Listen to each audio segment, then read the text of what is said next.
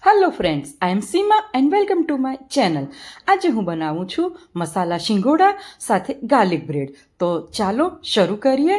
સૌપ્રથમ એક મોટો બાઉલ બાફેલા શિંગોડા, અડધો બાઉલ બાફેલા શિંગદાણા, સ્વાદ પ્રમાણે મીઠું, 2 ટીસ્પૂન શેકેલા સફેદ તલ, 2 ટીસ્પૂન ચીલી ઓઇલ, 2 ટીસ્પૂન વાટેલા આદુ મરચાં, 2 teaspoon Mexican herbs, 2 teaspoon chilli flakes, 2 teaspoon vinegar, 2 teaspoon soya sauce, સ્વાદ પ્રમાણે ખાંડ, ફુદીનાના પાન, લીલી ડુંગળી, કોથમીર સજાવટ માટે અને ગાર્લિક બ્રેડ. સૌપ્રથમ મોટા પેનમાં 2 ટેબલસ્પૂન તેલ લઈ તેમાં વાટેલા આદુ મરચાં, લીલી ડુંગળી સાંતળો, તેમાં બાફેલા શિંગદાણા ઉમેરો, ત્યાર પછી ચીલી ઓઇલ, સફેદ તલ,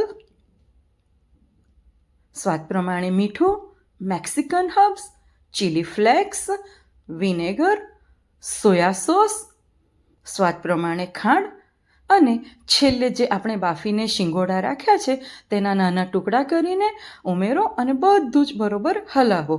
ઉપરથી રફલી ચોપ્ડ ફુદીનાના પાન, લીલી ડુંગળી અને કોથમીર ઉમેરો. તો તૈયાર છે આપણા મસાલા શિંગોડા.